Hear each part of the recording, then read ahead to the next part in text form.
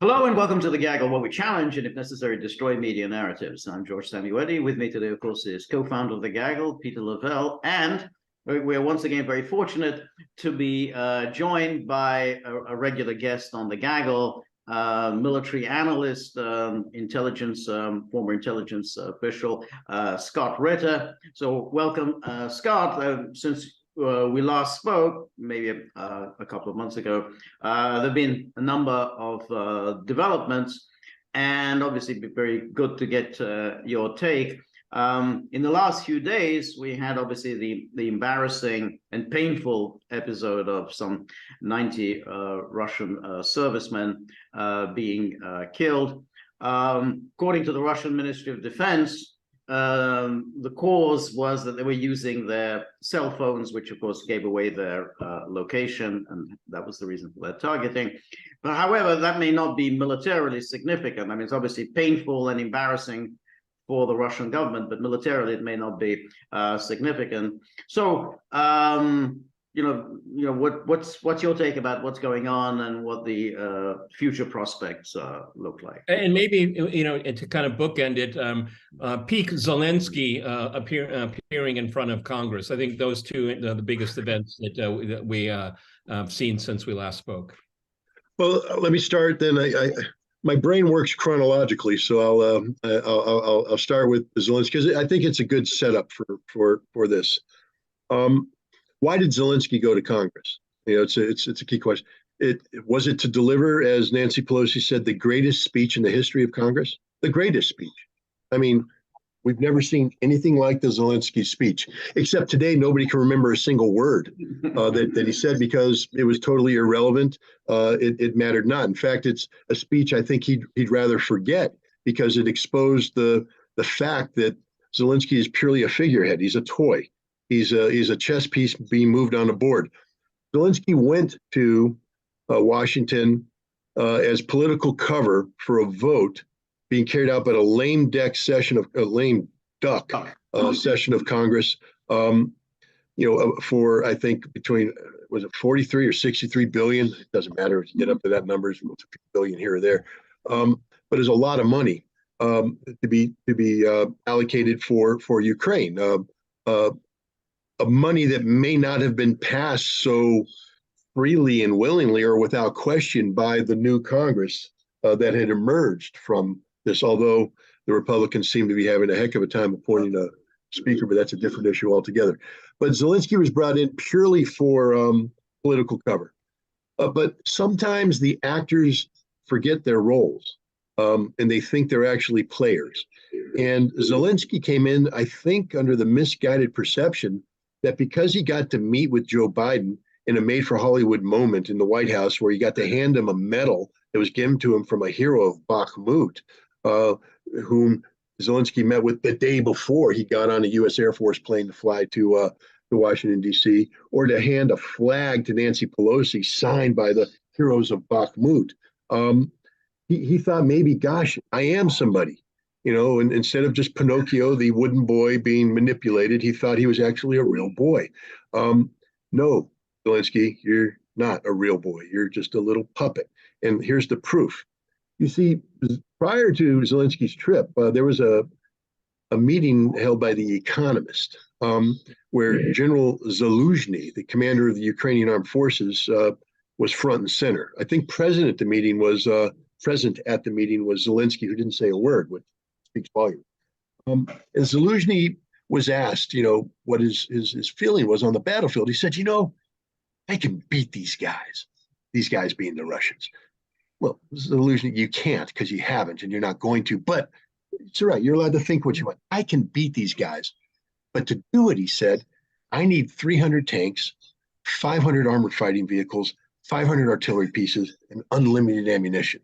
I mean, it is literally a scene from the movie of Downfall with Adolf Hitler down in the bunker looking at a map. Where's Vink? Where's Steiner? If the Ninth Army only did this, they'd do this, we'd win the war. Well, the armies don't exist, Hitler. And guess what, Zaluzhny? The armies don't exist. The equipment isn't coming. You're not going to get it. And he knows it. He said so. He said, if you don't give me the stuff, then I ain't going to win. I'm going to lose because the Russians are actually pretty good. And they're building up a lot of forces that are going to be able to fight, and we don't have anything to stop them. So that's the mindset that Zelensky's coming into.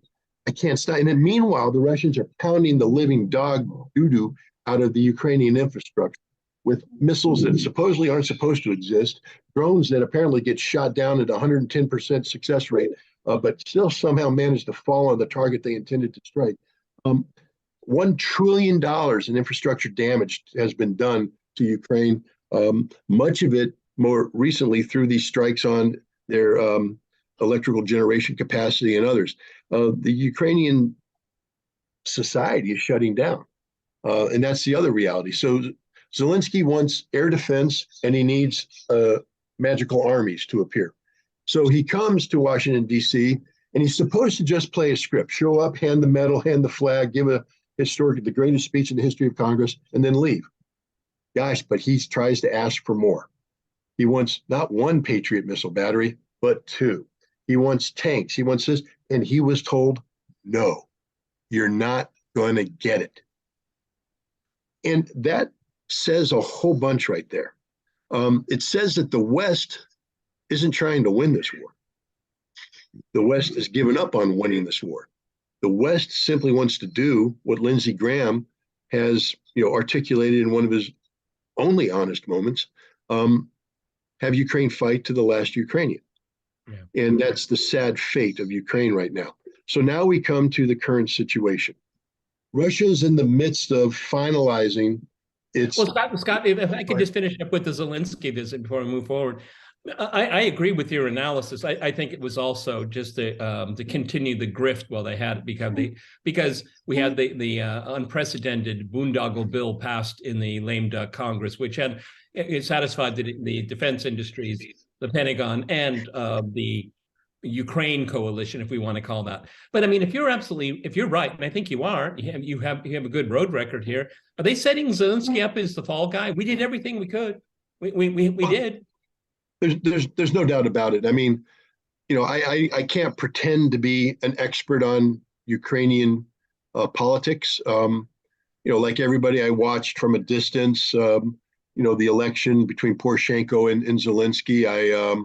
I was confused about the relationship between democracy and oligarchs, and how that worked. But I shouldn't, because I'm an American and money dominates American politics. So it just dominates Ukrainian politics in a different manner. No, in the U.S., there's lobbying, there's corruption in Ukraine. Okay, there is corruption in Ukraine, but since the war, I've been watching as Zelensky has, because a lot of people don't realize, while he may have won the election in 2019, I believe it was with 78% of the support. By the time the war broke out, some polls say his support rating was 23% and dropping. He had shut down all opposition. He'd become a virtual dictator. He was confused. He had bad policies. So this war comes along, and this horribly unpopular man is now Winston Churchill? But he's only Churchill because we invented him. Zelensky didn't invent himself. His famous quote, "I don't need a ride, I need ammunition." He never said it. It was written by a CIA operative in the U.S. Embassy, and the U.S. Embassy has admitted it. They come right out and said, "Nah, he didn't say that." Well, one of his claim to fame is he has a peculiar way of playing the piano. I don't want to say anything more. Okay. Well, yeah, no, I mean, look, it's a talent. But we'll leave it at that. The fact is, though, this is a man who has been propped up by the West, and who's he's not a military genius. He's not a military tactician. He's not a leader. He's not an able politician. His speeches are written by others. Everything he does, he's a puppet. And his sole purpose for existing has been to serve as the focal point for the creation of a myth worthy of Western support. And so that's his job. But we've seen since late summer, early fall, this trend, at least I've been tracking this trend in the Western media, where they're starting to put the focus on the defense minister in Ukraine, There was a great, not a great, but it was a big story in the New Yorker magazine that seemed to have the stamp of approval from the National Security Advisor, because a lot of people were talking about a lot of highly classified things that normally would get you put in jail for discussing openly in the media. But there it was. And it seemed to start to de-emphasize the Zelensky effect and start to talk about the Ministry of Defense. And now Zelensky is emerging as a competitor. And Klitschko, the mayor of Kiev, is starting to emerge. The wolves are starting to circle the corpse that is Zelensky. And I do believe he is being set up as the fall guy. So, and one of the purposes of this trip was for the United States to say, we did everything possible. We gave him all the support. It's not our fault that these bad things are happening to the Ukrainians. But with a view to what? I mean, I've heard these arguments, oh, DM, they're going to do him to DM. But the reason they got rid of DM was they didn't think DM wanted to go on fighting. They thought DM was going to do some kind of an agreement with Ho Chi Minh. And the Americans didn't want that. The Americans wanted to take over the war, which is what happened. Once the DM was out, the Americans took over the war. So, you know, if they do push Zelensky out, that would be with a view to what? I mean, what would be the American goal in getting rid of Zelensky? American goal in getting rid of Zelensky is to bring this war to a rapid closure. Why would the Americans want to do that? That would be a change in policy, because the Americans think this war is going pretty well. You know, I mean, it's relatively inexpensive for the Americans, not for the Europeans, but for the Americans, it's relatively expensive, and it's painful for the Russians. Why would the Americans want to bring it to an end? Nobody in America wants this war to continue, because some things are about to happen. Russia's about to go on the offensive, and this is what we're going to get into when we talked about the 96 dead, probably more once they pull all the bodies out. In School 19, let's focus on some realities. Let's just be clear right now. If Biden wanted Zelensky to win, he'd have sent not 2 Patriot batteries, but 5 Patriot batteries, and they would have been sent months ago. If we wanted Zelensky to win, if Biden wanted Zelensky to win, we'd be twisting the arm of Germany to provide Leopard tanks. There would be tens of thousands of Ukrainian forces at Grafenwohr right now in Germany being trained on advanced armored fighting techniques using the most advanced NATO equipment possible to get them on the battlefield to engage the Russians decisively if we wanted them to win. We tried that. And yeah, it succeeded in Kharkov being recaptured. It succeeded in the right bank of Kherson, Kherson being recaptured. But that's it. Now they're all dead. Now all the equipment's gone. As Zelensky said, I need 300 tanks. I need 500 armored fighting vehicles. I need 500 artillery pieces. Why do you need those? We already gave them to you. Oh, everything we gave you is gone. You blew it. You had your little Pyrrhic victory. You got to have a headline for a day. Zelensky got to walk through Izium and go, hey, I'm the liberator of Izium. He got to take a selfie in Kherson. Well, I'm here to tell you right now that Izium and Kherson are going to belong to Russia in the not so distant future. Why? It's simple military math. It's called burn rate and replenishment rate. The Ukrainian burn rate is unreal. They are burning through manpower and equipment at unsustainable rates. Bakhmut has been called the meat grinder for a reason. Ukrainian forces are going in there. They're suffering 80-90% casualties before being rotated out with a new unit coming in. Now, that doesn't mean that the Russians aren't suffering casualties. They are, but not on a level. The burn rate for the Ukrainians is gigantic. The burn rate for Russia, not so much.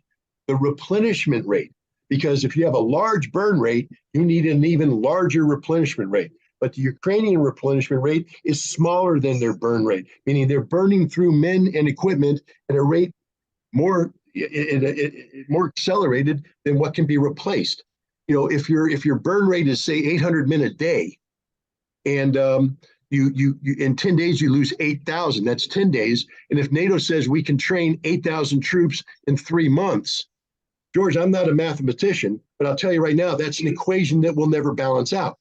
And that's the fact. NATO can't train Ukrainian troops quick enough to replace the casualties on the battlefield. And NATO has already shown in the United States, demonstrated that they don't have the equipment, or they're unwilling to give the equipment to Ukrainians to replace that which has been destroyed. Meanwhile, Russia still hasn't finished its mobilization of 300,000. The final 125, 150,000 or so are finishing the final touches on their combat preparations, where they have been organized into combat units. You know, the reservists that made their way, these were battlefield replacements. They went in, they beefed up the defensive lines, they've solidified, and look at the stability all along on the line right now. There's no major Ukrainian breakthroughs. The Ukrainians are beating their head against a brick wall. The Russians are stabilized. Let me interrupt you here for a second. First of all, for our viewers, Scott froze up there a little bit, but the audio was fine, as you just noticed there. Okay, let's talk about this offensive. You've talked about this before. Douglas McGregor has talked about it in a very lengthy conversation with Michael Vlahos. I think a lot of our viewers saw that. It was quite interesting in many ways. I tend to agree with you. I mean, living here, that there's talk about the upcoming offensive, nothing specific. There's no leakage out of the Kremlin, I can guarantee you that. They don't have problems with leaks. But if and when, and I think it's more when anything, a major offensive start and Ukraine begins to crumble and crumble quickly, can NATO survive that? I mean, they put in so much. I mean, because the way I've looked at this and tried to frame it over the last few months, maybe the last 6 months, is that I really buy into this is NATO against Russia. And when there is a termination of hostilities, NATO loses, not Ukraine, NATO. And I think this has been part of the Russian plan. I mean, it explains how Russia has been fighting this conflict. But what do you think NATO's response going to be? I mean, they're all in on this, okay? And from a propaganda point of view, in the U.S. as well, I understand what George's concerns are here. But let's talk about this offensive and its implications, because this will be, the way I look at it, a complete, utter, humiliating defeat for NATO. Well, it's going to be, but one of the things we can say about the Russians is, I mean, there's an old saying, and I might be getting it wrong, but the Russian is slow to harness but quick to ride. It takes a while for the Russians to get into the harness, to get settled in, etc. And that's pretty much been this war. Allow me for a second just to back up and frame, from my perspective, this war. You know, when February 24th occurred, I think we were all not taken aback, but this was something that it was new. Numb. We were all numb. And everybody's just going, wow, boom. And some immediate narratives came out. And one of the narratives was that this was a precipitous, unprovoked war of aggression on the part of Russia. And that this was about Russia seeking to dramatically resolve the Ukrainian problem once and for all, decisively, etc. But we now know a couple things. Let me just, again, give me a moment, because this is important. This is really important. We knew, but we didn't know how to put it in proper perspective, about William Burns' memorandum in early 2008, Niet means Niet, where William Burns said, hey, this idea of bringing Ukraine into NATO is a red line, and if it's crossed, it will probably lead to Russian military intervention in Ukraine. I mean, we knew that. So we knew cause and effect right off from the start. When the U.S. ambassador writes a memorandum like this, you can't say we didn't know. We knew that if we invited Ukraine in to NATO, we were crossing a red line that eventually would lead to a Russian military intervention in Ukraine. We knew that, and yet we invited Ukraine in that November. So right off the bat, you have to understand that we were seeking a military confrontation in Ukraine with Russia from the very beginning, even pre-2014. Now we come to 2014. All right, the coup. Well, I view it as a coup. People can view it any way they want. Bottom line is, the constitutionally elected government of Yanukovych is out, and this new revolutionary, nationalistic government is in. And fighting breaks out in Donbass. In August of 2014, the fighting was not going well for the Ukrainian army. People tend to forget that thousands of them had been surrounded in a village in Donetsk, and were facing imminent destruction, death and destruction. It was going to be the end of the Ukrainian army. And so the Ukrainian government begged for a solution. And the Germans and the French came up, formed something called the Normandy format, because remember, we had this anniversary of the Normandy landing, and the Germans and the French and the Russians got together and said, hey, why don't we try and fix what's going on in Donbass? And so through the more Normandy format, they came up with the Minsk Accords. And it was supposed to be about peace, ceasefire, creating stability, so that there could be a peaceful outcome that kept Donbass within the territorial integrity of a sovereign Ukraine. That was the goal of the Minsk Accords, according to Petro Poroshenko, according to Angela Merkel, and according to, well, I'm going to get to that, and according to Hollande, the French president. And Putin bought into it. He said, okay, if this is what you want, this is what we want. We come up to February 24th, and Minsk has collapsed, apparently, but it's Russia's fault. That's what we're told. The Russians are to blame.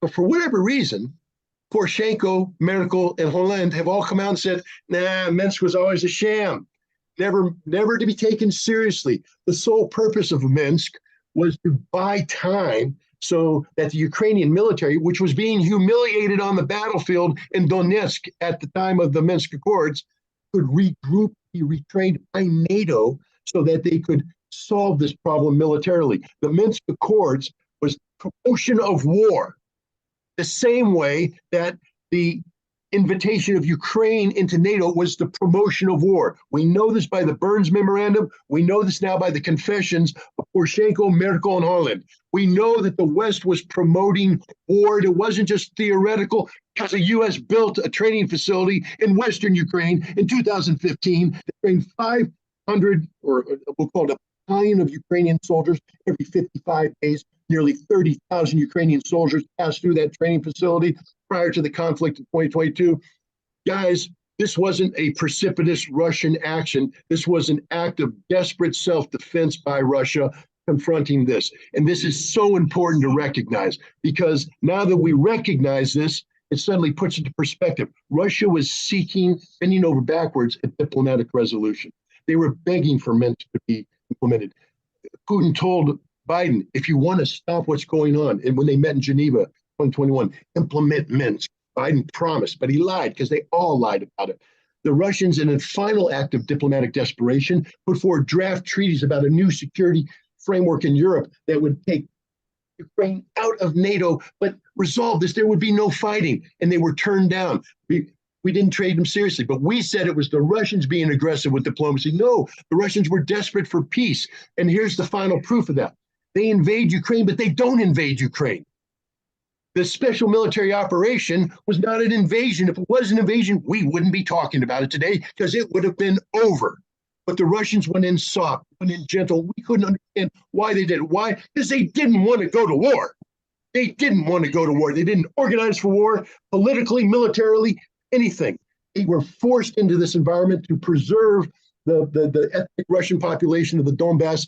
And how do we know they were looking for peace? Because they sat down in Istanbul willing to sign a peace agreement that said, just the Donbass, just Crimea, Ukraine, stay out of NATO, but everything will be okay. That is a huge step back from what they claimed they wanted in the special military operation, but Russia wasn't seeking to impose its will on anybody. They wanted peace, and they were denied. Were denied by the West, who always wanted war. This isn't about Boris Johnson deciding on the spur of the moment that he's going to fly in and shut down the Istanbul Agreement. This is Boris Johnson implementing NATO policy to go to war against Russia. So that's where we are today. So Russia was, Go ahead, George. Go ahead. So Russia was naive in 2014 and naive in 2024, because then you could just safely say, yeah, in 2024, they should have done what the Americans would have done in the same circumstances, shock and awe knock Ukraine out right away, just simply by, the overwhelming force. And suddenly, hey, we're facing Russia. We have to sue for peace right away. So the Russians were naive.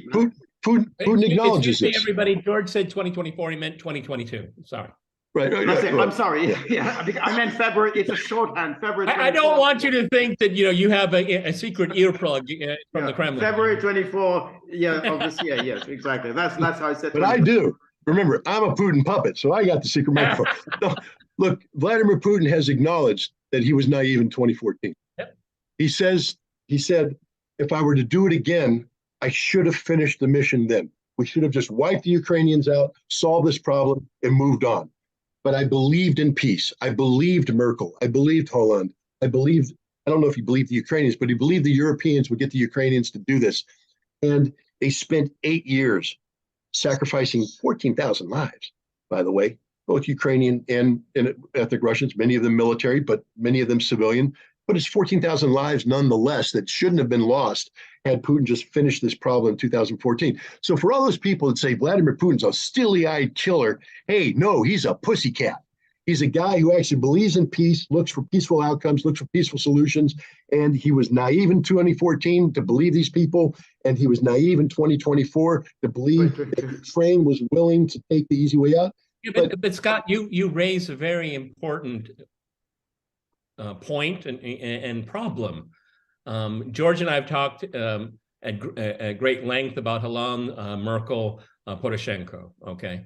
And my original question to you, I'll rephrase it right now, how has this come to an end? With the caveat, well, there's nobody trustworthy to talk to, okay? They've shown themselves, they've shown their duplicity, they've shown their lies, okay? And now go back to where we want to start from the beginning. Well, the reason why I brought all that up. Fantastic preview, because I think it was, and you really put some bookends there. Go ahead. But without knowing that, what I'm about to say wouldn't make any sense. Again, slow to harness, quick to ride. That's Russia.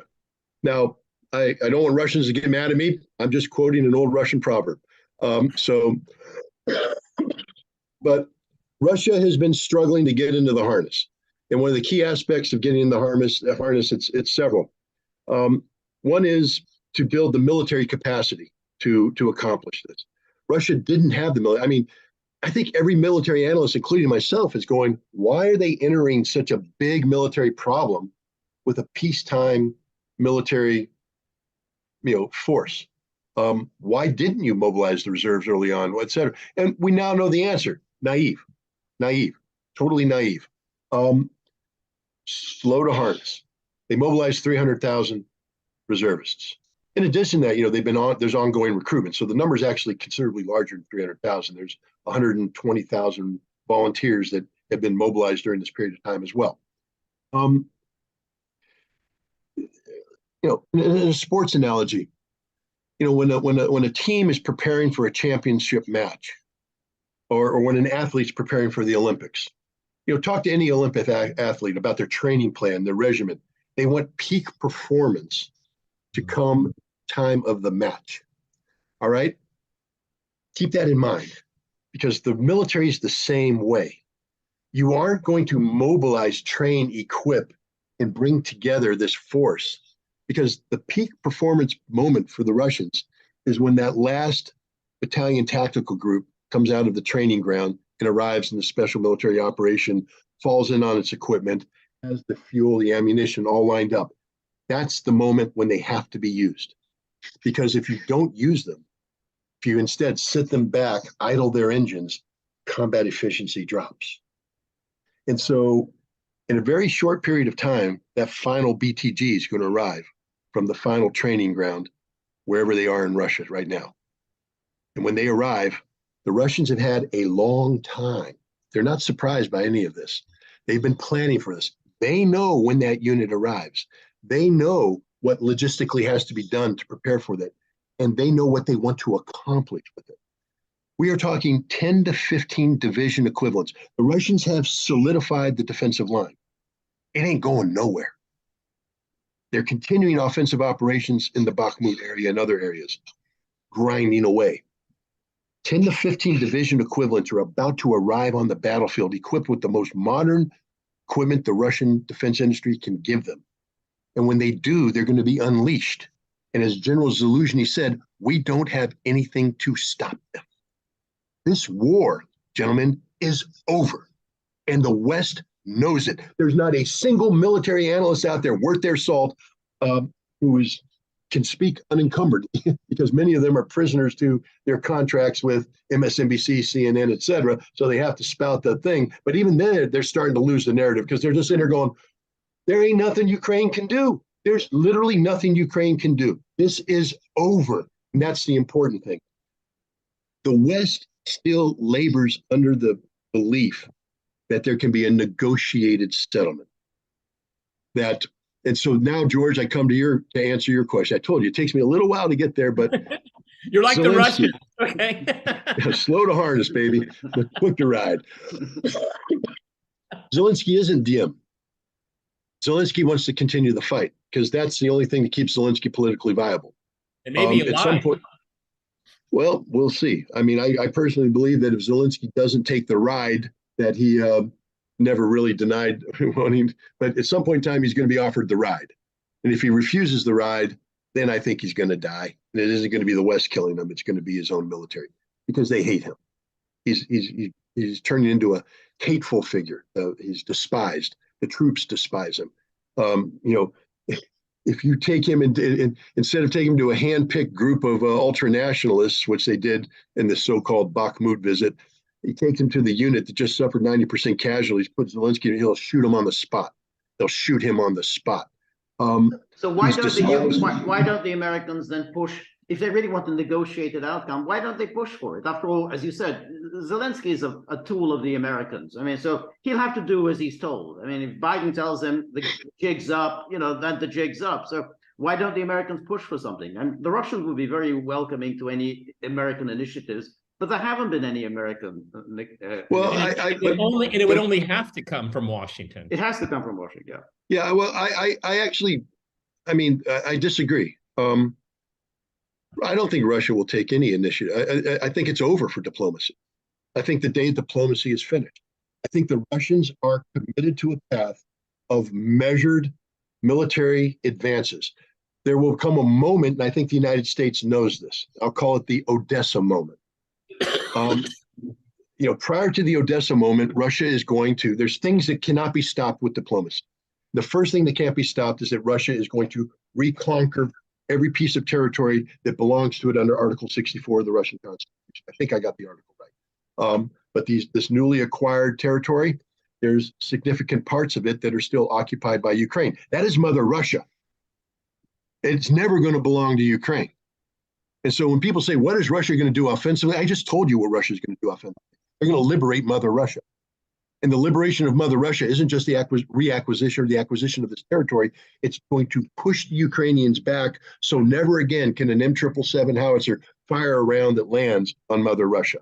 They are going to be pushed back to a sufficient range outside of artillery range. This will probably require Russia in the north to take Kharkov and expand out. So I think Ukraine is going to lose yet another province. They're going to lose Kharkov. They may lose more. They may lose Sumy. I don't know. I'm not a Russian planner. But I think the major action is going to be fought in the north and in the center, pushing the Ukrainians back. This is going to be done decisively, but in a measured fashion. Why?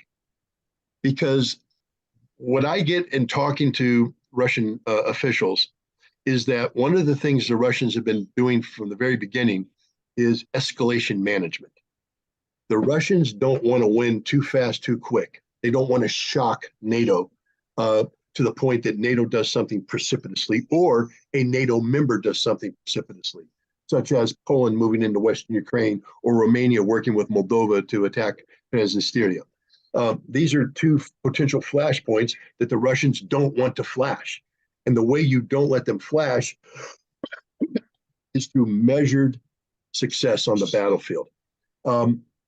Success that becomes inevitable, unstoppable. And now we come to what I call, and I think this is going to be reached sometime in the late spring, early summer. I call it the Odessa moment. Russia will have done everything I just said, and there's nothing Ukraine can do. nothing Ukraine or the West can do to stop it. Now we come to the Odessa moment, because this becomes a risky time for Russia, because I think they can do everything I just said without any risk. Now the Odessa moment is when they're going to burst out of the Kherson bridgehead, and they're going to make a drive towards Transnistria. But before that happens, and again, I'm guided by Putin. Strange that I would be guided by. I'm Putin's puppet, so I guess I have to be guided by him.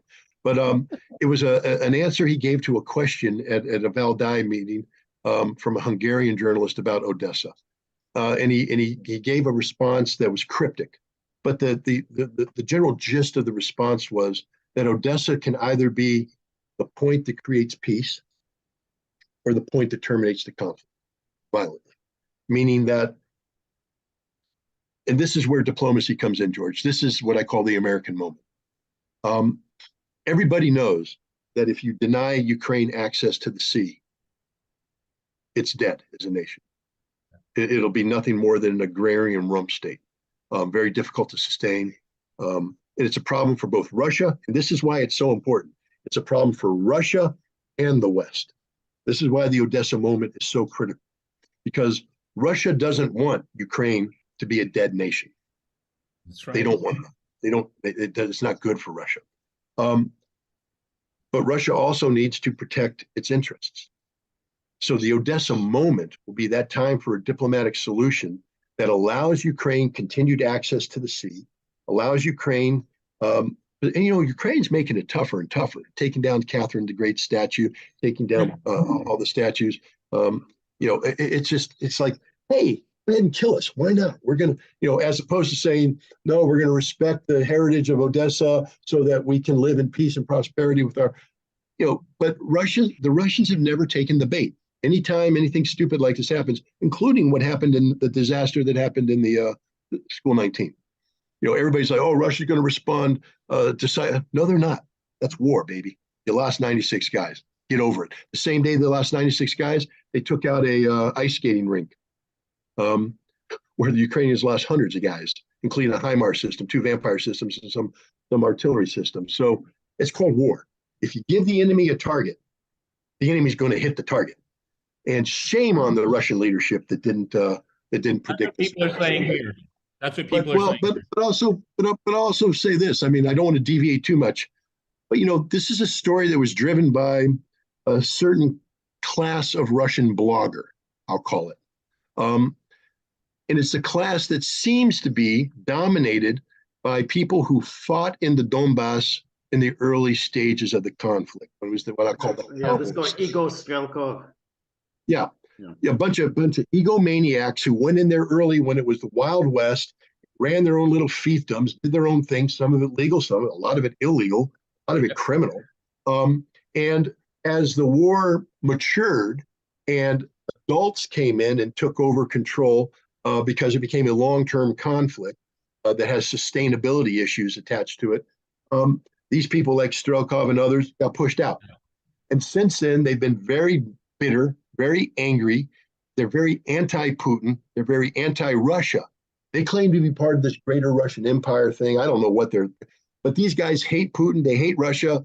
And in many cases, I don't know what they're trying to accomplish, because they seem to be literally tools of Ukrainian propaganda. And what you saw with this, the story, 600 dead, 600 dead. Putin should be shot. They should hang this man by his entrails on the thing. I mean, this story was ginned up by these people. It's a tragedy. There's Russian families right now who have lost fathers, lost husbands, lost sons. I mean, my God, if you don't cry when you think about this, you don't cry when you think about what's happening to the Ukrainians, except for the Nazis. I never cried. But for the average Ukrainian, man, you've got to break down in tears what's happening. This is just one of the. Let's flesh this out. I'm very much intrigued by what you're saying here, this Odessa moment. So, yeah, are you saying that Russia would be amenable to, under certain circumstances, allowing Odessa to remain part of Ukraine as an outlet onto the sea? Are you suggesting that could be part of a settlement that Russia could buy into? I'm suggesting that Putin suggested it. Okay. And when we think of diplomacy, understand this, there's no diplomatic intervention that can occur that's going to stop Russia from doing everything up to the Odessa moment. That is going to happen. But you are very well aware that Odessa is a very, very delicate sore point with a lot of people in eastern Ukraine and in Russia because of the trade union massacre. Okay. Absolutely. And there are people that want, it hasn't been that long. These people are still alive. They want accountability. I want to see a trial. It was all videotaped. We know exactly who did it. Okay. Yeah. I'm not a Russian negotiator. All right. If I were, part of my deal would be accountability. But you're absolutely right. I live here. I work with these people every single day for a quarter century. They are very reasonable people at the end of the day. They're actually very, very pragmatic. I've met very few fanatics here, to be honest with you. But my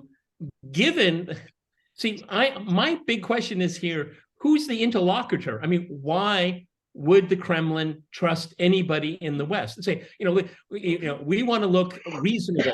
Let's use Odessa. I don't see that coming out anymore from the Russian side. I wonder though, one answer could be to that, what Scott just mentioned. There is always the danger that NATO is going to do something stupid, something that's reckless, and Russia wants to avoid that. And so there is at least an incentive on Russia's part not to provoke NATO into doing something crazy. And let me bring up one other aspect too. Everything I just described in terms of the pre-Odessa moment military campaign can be handled by the current forces that have been mobilized by Russia, hands down, and be handled in a way that decisively destroys, eviscerates the Ukrainian military. But to move on into Odessa, you are repeating potentially some of the same mistakes you made earlier. You're now talking about moving in, creating huge frontages that has to be manned by forces that may not be sufficient to the task.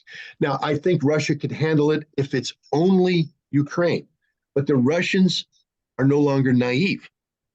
If you move into Odessa, move up to Transnistria, and you create a Moldovan conflict where Ukraine in desperation attacks Transnistria, Moldova in an act of stupidity commits to support Ukraine, and Romania commits to support Moldova, where are the Russian troops going to come? They're going to handle that problem. And this is why I think the Odessa moment comes in. Peter, I'm not Russian, but I understand what you're saying. You live there, George. You guys know there's a lot of sentiment, a lot of emotion attached to this. But there are realists. It wasn't too long ago Russia got the snot kicked out of it in Kharkov because they were insufficiently manned and prepared for the offensive that hit. Russia's been escalating NATO's potential involvement and managing that escalation very successfully, to be honest, very successfully. They've humiliated NATO. They've destroyed NATO's equipment. They've destroyed the NATO proxy, and they're getting ready to crush them like the bugs they are. But there are two problem sets that will emerge here. One is Western Ukraine. I think Russia is handling the potential of a Western Ukrainian problem set with the group of Russian forces and your Belarus forces that have been formed up in Belarus. That is a deterrent against any precipitous Polish action, I believe. But there is no equivalent in the South. There's nothing there and this is the most dangerous flashpoint. And this is why I think the Odessa moment is so critical. Does that mean that Russia won't go into Odessa? Of course they will. Russia's not going to lose this war. Russia's not going to drag its feet. But that you suddenly took something that's very manageable and you've now created the potential for problems. And any military leader, any national leader worth their salt would say, can we resolve this potential problem, this conflict flashpoint diplomatically? And the West is so desperate for a diplomatic solution. I believe the Odessa moment is when Zelensky is going to be gone. I believe the Odessa moment's when a figure, and look at how the Russians are speaking about Zelensky. I despise that fat little potato chip eating person because he sat there and took a selfie with Bandera behind him. I mean, I know who he is. I know what he stands for. But what have the Russians been saying? He's a man of honor. We respect him as a military leader, and et cetera. What's that setting up? So that when you sit across the table from him, the Russian people may accept whatever outcome that comes from it. You can't negotiate. But one of the biggest problems, and I think, George is one of the first to say it, I watch other podcasts and stuff like that. I like talking to you. I wish we could talk to McGregor. Like, very busy.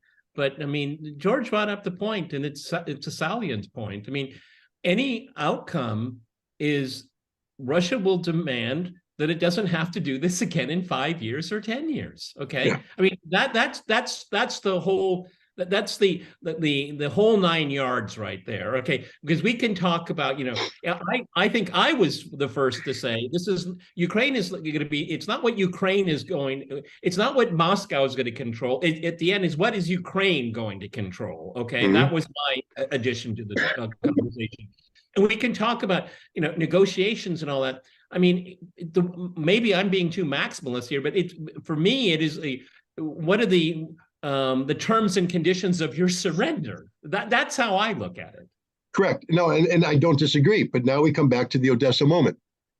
What do you think is if the Ukrainians are confronted with extreme terms, and believe me, no peace settlement will successfully be reached without extreme terms. Denazification, demilitarization, no NATO, the whole works. Guarantees, as you said, that this isn't a 5-year repeating cycle, that this is one and done. We're not doing this again. This is a permanent piece. Part of, and remember, the Russian overall objective is a new European security framework. Exactly. You can't anchor a new European security framework on a cancerous tumor that's just going to keep metastasizing, okay? Ukraine has to be excised. Right now, it is a tumor. It must be eliminated through radiation, chemo, surgery, whatever. It's got to go. But now, here's the question. How do you get the Ukrainians to accept such harsh terms? What can you put on the table that will get them to say, we have no choice? And I'm going to tell you what the answer is. National survival. And I don't mean occupation of Kiev and all that. No. I mean, the only thing that makes Ukraine viable economically in the future is continued access to the sea. And you turn to the Ukrainians and the West and you say, this neutral Ukraine, because it will be neutral. This denazified Ukraine, because it will be denazified. This demilitarized Ukraine, because it will be demilitarized. Could either exist as a pathetic little agrarian rump state. With access to the sea. No, with no access to the sea. That's the pathetic little agrarian rump state. Or as a nation capable of possessing a thriving economy that can contribute to Europe and the world through continued access to the sea. You'll have a choice. And I think that's the choice that Russia's going to put on the table at the Odessa moment. And I'll also tell you my personal opinion. That offer isn't going to stay on the table very long. Because again, you don't take athletes who are ready to run the race and tell them, nah, just sit down here for about a week, let your muscles atrophy, you'll pull your hand, while we let Russia already, remember, Putin, George, we come back. Putin may have been naive, but I challenge anybody to tell me that Putin's stupid. Putin ain't stupid, all right? Fool me once, shame on me. Fool me twice, won't get fooled again. Putin is going to have that moment coming up. He already told the West in December of 2021 that here are draft treaties. And he said, you must read them and come back to me. All right, but you have to read them and come back to me, and it's not going to drag out forever. It needs to be in a short period of time. He was ignored. All right? He's not stupid. He's not going to play that game again. This isn't, Vladimir, this isn't Groundhog Day for Putin. He learned his lesson. Scott, I really have to impress upon people. The Russian people won't accept it either. That element is forgotten so much, okay? Because young Russian boys are being killed, okay? Yeah. And it is something that is very visceral here. The support for this military operation is still high, and people believe that they have to be diligent and keep the course going. But any kind of settlement, I'm very wary to use the word peace, but a settlement, public opinion is going to weigh heavily, because the cost has already been too high. Losing one person is high for a lot of people. I mean, this whole BS, Russians are ruthless. They don't care about their own people. Well, they care. It's completely wrong. Yeah. Well, and just keep this in mind too. This offensive that we're talking about, that Russia's going to win decisively, they're going to lose thousands of men. Okay? The Ukrainians aren't going to roll over. Ukrainians are going to fight. This is going to be bloody. This is going to be visceral. This is going to be horrific. Russia's going to lose thousands of men to achieve this victory. But now comes the important point about the Odessa moment. The reason why I think there has to be an Odessa moment is that if Russia carries out these offensive operations that I believe they're going to focus on, seizing the north, securing the center, it's going to be humiliating for NATO. It's going to be just absolutely devastating for NATO. Good. And if Russia just rolled immediately in and went down to Odessa, that could shock a NATO reaction. There has to be a pause. The pause exists for NATO to be offered an out. They have to be offered an out. And the second you do that, you deflate the intervention bubble. We have an out. Do I think Russia is going to, first of all, I don't think NATO is going to be able to get Ukraine to do anything quick enough for this offer to reach fruition. Do I think that Odessa at the end of this is going to be Ukrainian? No. But I think Russia has to, with all sincerity, offer that pause, that opportunity for diplomatic intervention as part of their escalation management. You must deflate the intervention before you go in. And here's the thing. When Odessa is taken off the map, this ain't going to be a battle that lasts very long. Russia is going to roll through decisively, get to Transnistria, and confront NATO with a fait accompli. They may, in order to do this, they may surround Odessa, because I don't think Russia wants to get involved in street-to-street fighting in Odessa. But I also think that leading up to this fight, the Ukrainian army is going to be destroyed. And I think that when the time comes, Odessa is going to collapse from within as much as from without, because there is a significant Russian population there. There is a significant population that's becoming dissatisfied with the Ukrainian government. And if a genuine offer was put on the table for a peaceful resolution, the Ukrainian government, NATO, dismissed it, I think the population will be ready for it. Scott, it's interesting here. I mean, much of what you're saying, I absolutely agree with you. Let's say your scenario is being played out. We could have a military coup in Kiev. I mean, Zelensky and his mafia crowd are out. What are the chances in your mind, thinking about giving NATO an off-ramp, is that NATO countries would recognize the coup government, and that would be a way for them to say, this government is gone. We have to have a semblance of order in Ukraine. We recognize them, and the reason for the coup would, of course, be that Ukraine has to settle. Do you think that would be an off-ramp for NATO, where they would say we have to recognize this government because we have to have a government in Ukraine to be able to work with? Well, I think that's a precondition for the Odessa moment. Because Zelensky can't be part of the Odessa. He's not part of it. No. But I think the coup will actually take place before the Odessa moment. I think when Russia, look, maybe I'm smoking dope. I don't know. I shouldn't have done all that cocaine last night. My brain's not working properly. So you were hanging out with the Ukrainian president, huh? Yeah, but if I'm wrong about Russia's capability or Russia's intent, and they slow roll this thing and they don't have a decisive victory, that changes the whole picture. Because the longer this drags on, the less likely it is for Russian victory. 300,000 troops looks really good until it doesn't look really good. And it stops looking good when this becomes a long, dragged out affair, casualties start to be taken, and you lose the shock value of the initial arrival. I mean, military is all about momentum, and the Russians have the ability to achieve decisive momentum and carry that momentum through. But if they slow roll this thing, if they I don't know if I can say that word, half bake it, say half bake this, then it's over. Russia's going to lose. Not lose in terms of defeat, but lose by there's going to be this Ukrainian cancer. And ultimately, at the end of the day, the Ukrainian cancer has to be excised.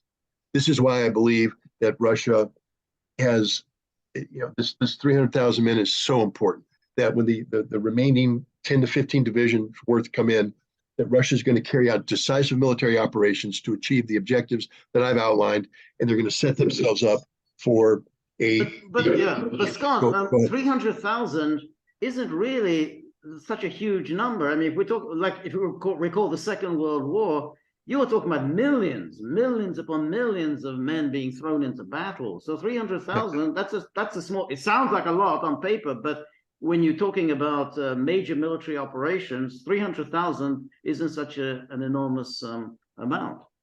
Well, but it is when if you take a look right now, the front lines have been stabilized, but they've only been stabilized by the Ukrainians throwing in their reserves. All right, the Russians are about to change the equation. It's not that Russia's pulling 300,000 men out of the front lines; they're bringing in 150,000 fresh troops who are going to now be maneuvering. Russia drove on Kiev with 40,000 troops. They drove on Sumy with 30,000 troops. We're talking 150, 175, 200,000 troops now. The range of options, the depth that will be able to achieve, the speed, and there's nobody in Ukraine to stop them. There is no Ukrainian army left to stop them. And so I think we're looking at the Ukrainians have made the same mistake in Kharkov that the Russians made. They got no defense in depth. It's an overinflated balloon. And the Russians, I believe, are just going to come in and rapidly take all that. There will be no defense. The Ukrainians are going to collapse. And when they collapse in the north, they collapse in the center, because now Russia comes down and sweeps out that. The key is, of course, to break the Ukrainian defenses in Bakhmut. I think that's being accomplished as we speak. But if the Russians sweep in, seize the north, seize Kharkov, and then move down, sweeping all the way down through Kherson on the Nikolaev, and then stop. Now that's your move. This can be done with. What about securing the western border? In other words, to prevent any further arms going into. That's Ukraine. That's a bridge too far. Russia doesn't have the troops for that. The troops could intervene. That's very. I was going to ask it. I don't want to put you on the spot or anything like that, but that was one thing that McGregor was bringing up. He's a big proponent of that strategy. Can you explain why it's a bridge too far for those that watch all of these podcasts? Go ahead. Well, I mean, first of all, let's just measure the border. It's a big border from the Belarus-Poland border. You get into the different countries. I think Slovakia that has a shared border with them. Hungary. Then you get to the Romanian border. Transnistria, Moldova. You're going to secure that border? Well, I guess asked differently. Maybe it's much to do about nothing. The continued inflow of weaponry from NATO weaponry into Ukraine is that a game changer, or is it just no? I mean, is it a game changer? Yeah, the game changed. It's not a game winner in Ukraine's favor. Okay. No, it changed the game, but to Ukraine's detriment, because Russia has adapted to it right now, and whatever weaponry is being brought in is not changing the outcome on the battlefield. And the Ukrainians are left with an extraordinarily tenuous logistics line that's going to become even more tenuous as the battle unfolds, chaos ensues, etc. Communications degrade. It's again, the Russians. I think the day of the special military operation is over. The day of the Russians doing it half-baked is over. I think doctrine's coming out. Bam! They're opening up the book, and it's going to be jam comms, do this, do that, strike logistics, all the preparatory work that the Russians know has to be done to support a military operation will be done. And the Ukrainians have been living high on the hog with this artificial sense of accomplishment. because they've been allowed to communicate. They've been allowed to communicate. That is just a stunning thing that they can actually talk. They've been allowed to move. Again, things that should be denied them. Think of this. The Iraqis had, a very large and capable military in 2003. But they had tank divisions, armored brigades that would try to move into contact with the American forces. They had an extensive air defense system. When those brigades moved, they died. They never made it. There was never a major force-on-force confrontation. I forget what they call it, a movement to contact, where the two forces meet each other and they shape the battlefield. The classic thing that didn't happen because as the Iraqis moved, they were decimated, destroyed. I'm here to tell you right now, I believe in the next phase of this conflict, when the Ukrainians decide to move, it's going to be game, set, match over. Ukrainians are dug in. If they did get dug in, the artillery is going to take them out. If they get up and try to move, they're going to die. And that's just it. Russia knows how to play this game. It's not like they have to be retrained. They know how to do it. They've been spending every day since September preparing for this very moment. It's going to get ugly. But now we come down to this. To secure the border, how many troops do you need? Because remember, the lesson from Kharkov isn't just forward defense, but a defense in depth to prevent penetration. They're going to need 500, 700,000 troops to do that they don't have. But here's the better way to defend Western Ukraine. Wait for the enemy to commit. You see, if Poland wants to take Western Ukraine, Poland has to project power into Western Ukraine. The moment they do that, they've defined the battlefield. So let's say Poland comes in with 90,000 troops, and they move and they advance on Lvov. First of all, we now have a well-identified line of communication that Poland needs to secure to retain logistics sustainability. Russia will interdict that line of communication. The Polish troops are now isolated. They will now be hit, struck, and the Russian troops don't have to worry about securing the entire border. They can come in and concentrate on the defeat of these 90,000 troops. That's what you do with the group of forces up in Belarus. You react to the enemy attack the way Russia is always prepared for this conflict. To receive the attack and then to counterattack. What Russia's not going to do, and what they can't do, which they don't have the force structure to do, is secure that damn border. That's a bridge too far. That border can't be secured with the forces. And of course, we would have a very hostile population also there. Okay. Yeah, and remember, you're talking about securing it pre-political, political settlement, pre-denazification. The only way you're going to denazify Western Ukraine is for Ukraine to reach the decision that it has to be denazified. Denazification has to be done by Ukraine, whatever Ukraine's going to look like, whether it be the Zelensky-led government, a Klitschko-led government. I don't think either one of them are viable, or something new. They're going to have to make the decision. And I don't think that it's going to be a Russian-appointed leader, to be honest with you, because that would be self-defeating. That would be wise.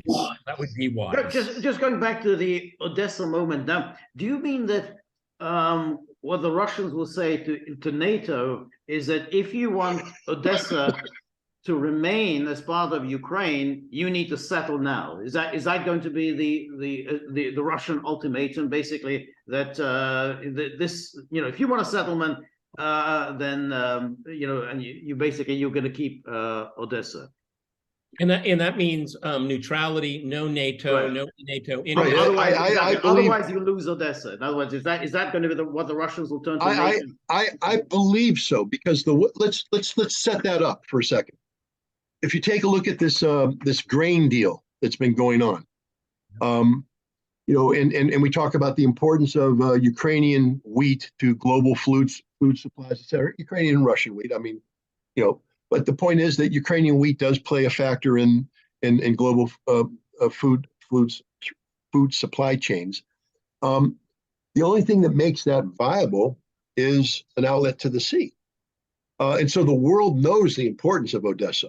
The world also knows the importance of historically, of the importance of Odessa as a transit point of non-food related, commerce. So you don't have to convince anybody in the West about the importance of Odessa. They know it. They don't have to be educated on this point. They're aware of it. So it's not a hard selling point to for Russia to NATO. Here's the other thing that's being set up. You already have heard many NATO members, including the Secretary General, saying that no matter what, Ukraine can't be a member of NATO for a long time. It's so ridiculous that it should be even taken off the table. So NATO's already taken Ukrainian membership in NATO off the table. It's done. They're not going to fight for that. I think NATO today would buy into instantly a neutral Ukraine. So and then here's the $1 trillion question. How does Ukraine recover? How does Ukraine recover from this? Who's going to pay for the $1 trillion of damage? It ain't going to be Russia. That's just clear and simple. Well, one small caveat I think is very important, Scott, and I keep reminding people of this. The Ukrainian electricity grid is Soviet/Russian made, and they're the only ones that can fix it. Okay, I personally believe, I have no evidence of this, but I personally believe what's famously called the substations. Russia has that technology, and I wouldn't be surprised if it's producing it and storing it, because that's going to be key to get the electricity grid back on track. I agree, but nobody in the West can fix that. Right, but Russia's number one priority isn't going to be fixing the electrical supply for Lvov. No, it's going to be fixing it for Kherson, for Mariupol, for Kharkov when they take Kharkov. Again, one of the things I like to stress is that, and I think you've already mentioned it, is that Russia doesn't want a failed state on its border. No, they don't. But Russia also, look, here's another part. Again, gosh, I'm starting to pretend that I'm a Russian diplomat. I'm not. I don't know. You're doing a great job. They should hire you. But you have to create an incentive for the West.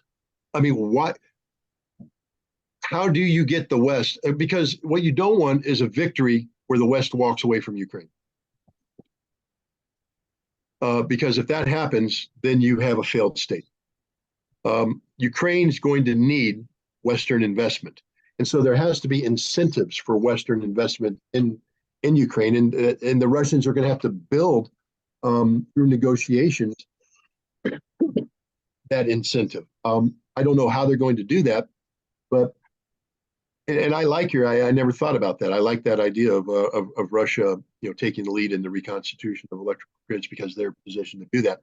You're going to need some sort of joint economic recovery commission between Russia, Ukraine, and the West that will seek to rebuild this. Because if there's any lesson anybody should know from European history, is the failure of Versailles and what it did to Weimar Germany. You don't want to have this festering failed state in the center of Europe, because that's just the disease migrates. And with all of the arms flowing freely also. Well, I actually think Russia's going to get, when the final calculation's done, I think Russia's going to have an arsenal of around $50 billion worth of brand new Western military equipment. I wonder if they'll get, I was asked about the Patriot battery, and I just said, the Russians they won't destroy it. They'll capture it. Okay. They'd be very curious to see it. They'll capture parts of it. I mean, I think the Patriot's an overhyped system.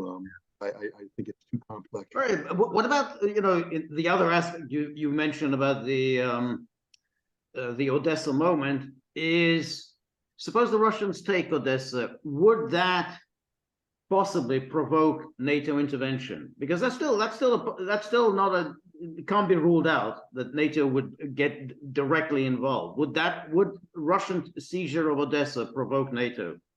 Again, I'm not a Russian military planner, so I can't pretend to know what these guys know.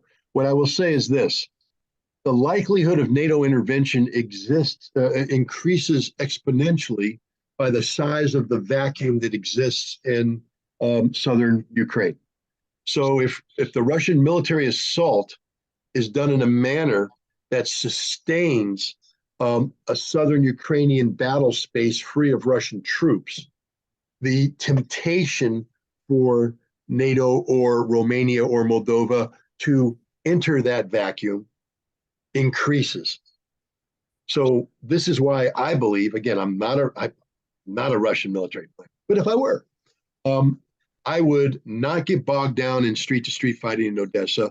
I would turn Odessa over to the Russian security services and turn this into a counterintelligence, counterinsurgency moment, trying to get civilians to rise up and all that.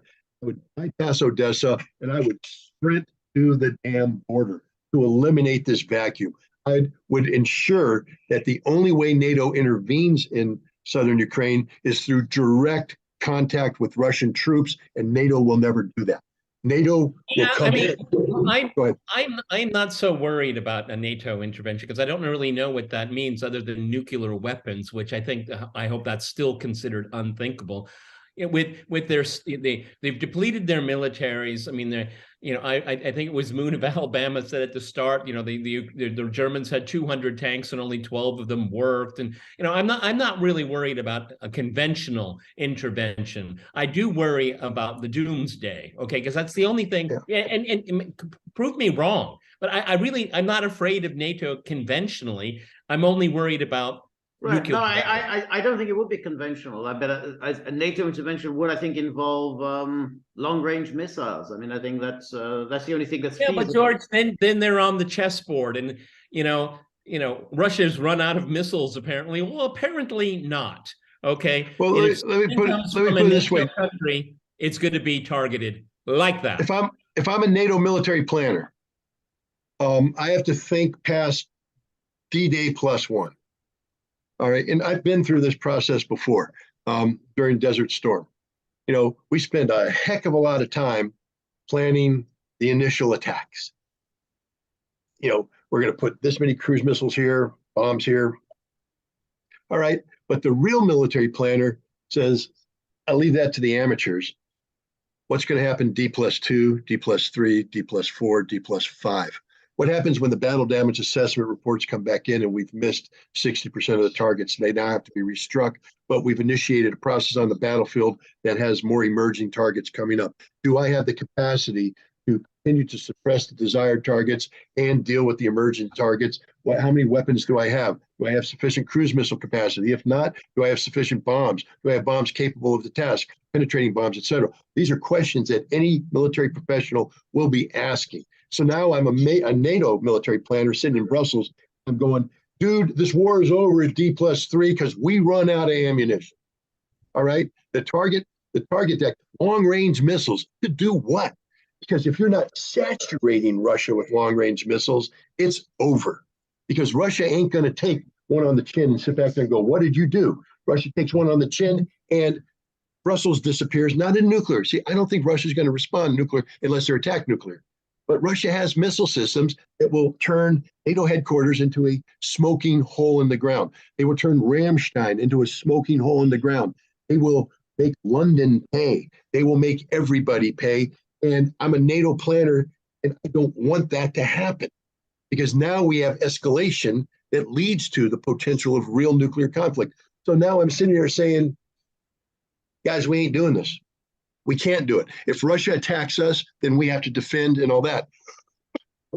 But for us to initiate this action against Russia is 100% suicide. See, I don't think the problem is missiles. My biggest fear is some stupid Romanian politician who believes that they can, that they somehow that NATO's Article 4, Article 5 will give them a shield to intervene in Moldova. You see, once the Romanian forces cross into Moldova, they're not protected by anything, unless NATO under Article 4 authorizes. It's been talked about, and I think George and I have touched upon this too. I mean, but you could use the Polish intervention and Romanian one and flip it. and just say, well, let the Romanians worry about that. Let the Poles worry about that. Okay. I mean, it creates its own dynamic and problem on the conflict. I mean, unless the Poles are considered an offensive force. I mean, they could go into Western in Ukraine and say, well, these are historic Polish lands after all. Okay, and we're just protecting our brethren. The Belarusians, and because Russia is not necessarily interested in that. Okay, I mean, but Lukashenko is. I'm sorry. Lukashenko is. That's a good point. And he counts.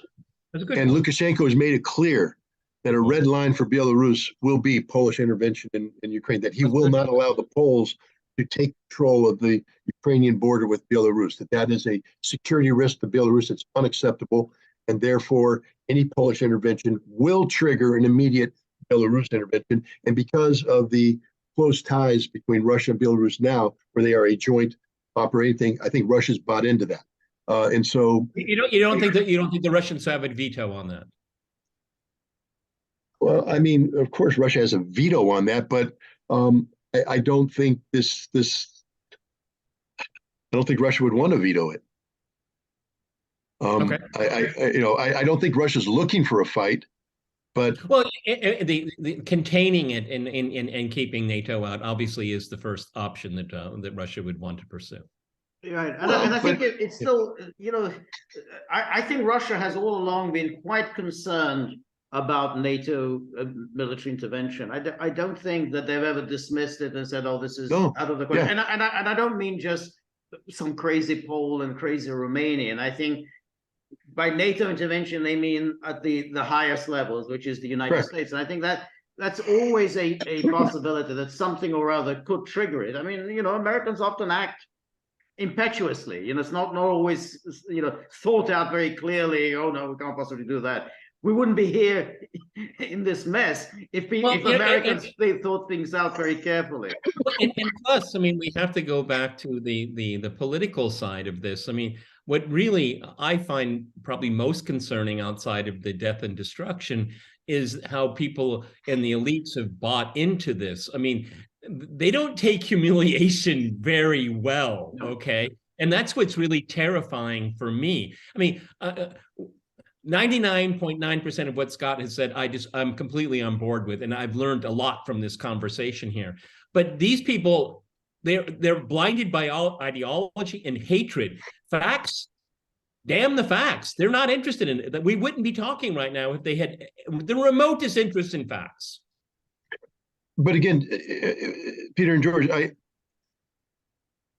I believe, and I've said this, Russia has been overly focused on escalation management because, as George pointed out, they are very worried about NATO intervention. That's something they don't want to have happen. The Russians have been overly paranoid about NATO offensive potential and desires. I don't believe NATO has offensive military aspirations against Russia. I personally don't believe it. Because they can't do it. That's just the fact, and they're not suicidal. The Americans, yes, they make stupid decisions. Remember, this is a stupid decision that involved Ukrainians dying for Ukraine. It didn't involve Americans dying for Ukraine. And you can talk about the 101st Airborne all you want. At the end of the day, they're a bunch of light infantry that go around on helicopters. There's survivability in a modern but it battle. makes the headline at antiwar.com, the top story. Yeah. And so, yes, the Americans do have some heavy armored brigades that are deploying into Poland. But at best, when you put the two armored brigades with a striker, you get a division, an American division, which by itself is nothing, has no survivability, no sustainability. Remember, it's not just about what they do on day one. What they do on day two when they start to run out of fuel and ammunition, what they do on day three when they don't have the service depots in the back to pull the tanks, pull the engines and fix them because the M1 tank burns out very rapidly. They don't have a reserve division to pass through their lines and secure the front while they fall back and reorganize and re-equip. They're going to be on their own with no sustainability, no support, and they're going to die. Everybody knows this. So I don't see anybody in NATO going, we're going all the way. We're going all the way to Moscow. Moscow or die. No, there's no one doing that. There might be some Poles doing that after they, okay, let's go. But they'll die, halfway to Lvov. But the Russians, you're right, George, the Russians, they have to be worried about, and they are. This is why every one of them talks about escalation management. And this, again, is why I believe something like the Odessa moment is going to have to occur, because it's the most important element of escalation management, that Russia can't confront NATO with the inevitability of Russia getting everything at once, because then NATO could panic. And I think Russia's worried about a panic NATO. So I think Russia is going to set up the Odessa moment. Could be the Kharkov moment. Maybe they'll take Odessa first and whatever. They're going to set something up that creates a window of diplomatic opportunity. And whether the West takes it or not, that's on the West. The most fascinating thing about your saying, I think I really, really find this insightful, is that the three of us and our viewers could interpret your strategy as being magnanimous. But do you think anybody in the West can recognize such a thing? I mean, I think your strategy here is quite brilliant. I mean, and no one else is talking this way. Oh, Ukrainians will, they're motivated. They will soldier on. I mean, I read all this garbage all of the time. But this is a magnanimous stratagem. But do you think anyone in the West can even recognize that as such? Well, no. I mean, two things. One, I don't view it as diplomacy is the art of compromise. So I don't call it magnanimous. I just call it sound diplomacy. And plus, remember, it's also a selfish strategy, because the ultimate Russian objective isn't to be nice to the West. The ultimate Russian objective is to ensure, as you guys said, they don't do this every 5 years. The ultimate Russian objective is to create the condition for a European security framework. Well, remember, Russia's. Let me ask the question in a different way. If they even said, we have the Odessa Compromise. Let's say Lavrov comes out with it. Would that be interpreted as weakness? And the reason they're weak, we have to keep going. You see what I'm getting at? No, I get, and now we come to the flip of the coin. I think we can soundly articulate a Russian perspective, because the Russians are rational players, pragmatic players, etc. And the Russians also, I think I can safely say this without fear of contradiction, the Russia knows the West pretty good. They have a great diplomatic service that has been studying the West. They can write nice, sound papers on it. I know, look, you can pull up certain people and certain papers that are just ridiculous, but that exists anywhere. I think generally the theme is, though, one of pragmatism, realism, etc. Unfortunately, we can't say that about the West.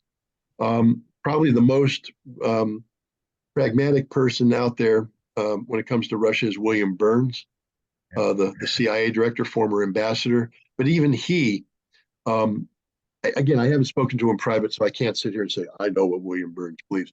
But he has had to alter in his public face statements about Russia that betray what I believe is his sound academic comprehension of the reality of Russia. He says things that are consistent with what anybody who knew Russia would say, but I think that's more politics.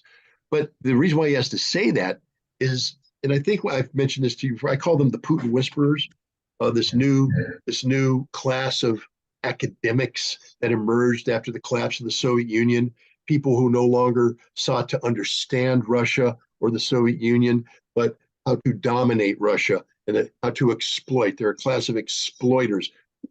Michael McFaul, first amongst them all.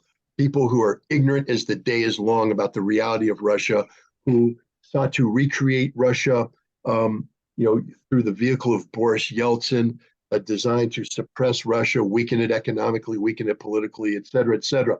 These people have risen into prominence in the 90s, and then they have been shaped by the betrayal of Putin. You see, Putin didn't play the game. Putin didn't come in and say, I'm just going to be Yeltsin too. Putin said, no, red line, done. We're rebuilding Russia. We're standing up on our 2 feet. And they said they couldn't handle it. And they don't know how to handle Putin. So they do it the way all ignorant people do. They oversimplify it. They turn him into an autocrat, a dictator. They personify him, a cult of personality. And if you take a look, and I've done this, I mean, I've gone through this exercise, pull all of these idiots out there, the Putin whisperers, that have been in power for so long, and trace their academic roots back to their PhD theses. Every single one of them wrote a PhD thesis on the autocratic, dictatorial reality of Vladimir Putin. And how to bring democracy to Russia. Yeah, and so but that's it. That's what McFaul does. I mean, they dream of a restoration of Yeltsin. I mean, that's what I mean. He does this explicitly, saying, "Hey, well, you know, after Putin, we're going to go back to and you know, there's certain historic analogies. You know, hey, after Stalin, we didn't get another Stalin. We got, you know, Khrushchev, and then again, you know, after Brezhnev, we didn't get another Brezhnev. We got Gorbachev. So I think that's their view. You know, so after Putin, we're not going to get another Putin. We're going to get, you know, going to go back to Yeltsin. I think that's wrong, but that's the way they think. Right, but the reason why I brought this up is that something that George and I have talked about recently is that because there's such a lack of knowledge of Russia and Russian history, is that the fulcrum, the prism to understand everything Russia is Stalin, and that everything goes through that prism. It's amazing, and it is so short-sighted and so ridiculous. It's a ridiculous exercise, but that seems to be the default all the time. It's amazing. It is 100% the default. But here's the problem, because the initiating question here dealt with, will the West view Russian the diplomatic initiative as weakness, as magnanimous? You know, how will they interpret it? And the point is, they have no intellectual capacity to properly interpret what Russia's doing. So here comes, you know, here's the ultimate challenge to the United States and to Joe Biden. When the time comes, you know, sometimes you need to bring in fresh blood. Sometimes you need to bring in fresh advisors. Sometimes you have to recognize that the people who have been advising you are wrong. You know who did that? Ronald Reagan, when it came to disarmament. When Ronald Reagan made the decision to sign the INF Treaty, to head down that direction, which was a sharp departure from, you know, all previous talk about arms control, et cetera, you know, he had to jettison people like Richard Pearl and people, the hardliners that refused to play this game, got jettisoned because the critical moment came up. And I believe that the Odessa moment could be of such significance, because believe me, if it does occur, if there is an Odessa moment, it is going to be, you know, of historical. It is. I mean, historians hundreds of years from now will be talking about this, because it is a pivotal moment in the history of Europe, the trajectory of Europe, the trajectory of NATO, U.S.-European relations, Russian relations with Europe, relations with everything. It all comes down to that moment. And hopefully there will be somebody around Biden that goes, fire Jake Sullivan. And because Jake Sullivan's going to be doing this, then he's going to go, Jake, take a seat. Sammy Smith, come in, sit down. You're my new Russia guy. Tell me what's going on. That's going to have to happen, or else the U.S. is going to, even if the Odessa moment occurs, you know, the U.S. is going to be dealing with an alternative reality where Michael McFaul gets to go on TV and spin this, you know, any which way but Sunday. And then that doesn't impact what Russia has accomplished at the moment, but it does impact how the world will respond to it. Because if the Odessa moment can't succeed unless mechanisms are put in place to prevent this from happening again. Yes, but you know, Scott, you know, the big problem with relieving Jake Sullivan is that he's replaced by Victoria Nuland. No, she'd have to go too. I mean, I'm talking about new blood. Of course. Yeah. Victoria Nuland is, you know, the point person. But anyway, Scott, thank you so much for giving us your time, particularly as you're obviously not in the best of health. So thank you so much for manfully braving this and a lot And of very robustly. interesting- yeah, robustly, yes, exactly. So thank you. We've learned a great deal. It was a very, very interesting, fascinating conversation, and we will be doing this again very shortly. So thank you. And remember, if you like the gaggle, please like, share, and subscribe. See you soon. Bye.